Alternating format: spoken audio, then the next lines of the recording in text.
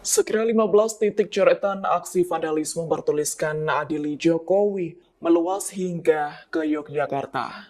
Merespons hal itu, Satpol PP langsung turun tangan untuk melakukan pembersihan.